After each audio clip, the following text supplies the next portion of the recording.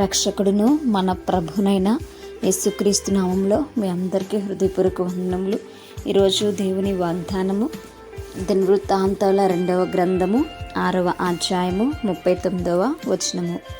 నీ నివాస స్థలమైన ఆకాశము నుండి నీవు వారి విన్నపమును ప్రార్థనను ఆలకించి వారి కార్యమును నిర్వహించి నీ దృష్టి ఎదుట పాపము చేసిన నీ జనులను క్షమించుదువుగాక.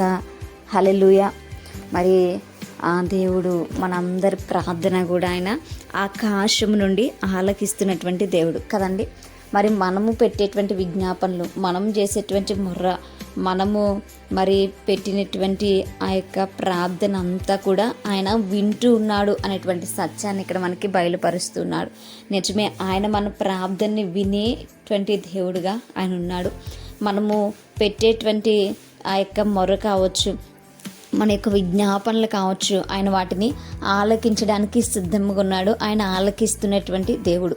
మరి ఆయన ఆలకించి మరి వాటిని నెరవేర్చేటువంటి గొప్ప దేవుడుగా మనకి ఇక్కడ కనిపిస్తున్నాడు. మనం అనేక సార్లు అనేక విధములు ఏంటంటే పాపములను చేసి ఉన్నాం.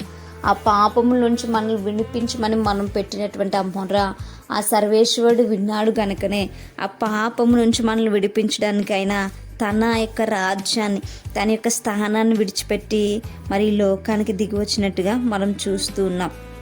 మరి మనము ఎల్లప్పుడూ కూడా దేవునికి మొర్ర పెట్టేటువంటి వారం ఉండాలి. హృదయపూర్వకంగా మన మనస్సును గనక మనం మార్చుకొని పశ్చాత్తాపం చెంది ఆయన వైపు గనక మనం దృష్టి ఉంచితే దేవుడు కూడా మన పైన దృష్టి ఉంచి మన పైన తన యొక్క కృపను చూపి మనము చేసినటువంటి పాపాన్ని ఆయన క్షమించడానికి ఇష్టపడుతున్నటువంటి దేవుడు.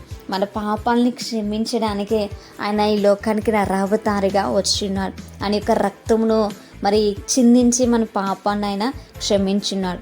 ఇది గ్రహించినటువంటి మనము పదే పదే పాపము చేసేటువంటి వారముగా కాకుండా మరి మన పాపాన్ని ఒప్పుకొని విడిచిపెట్టేటువంటి వారముగా మనం ఉండాలి.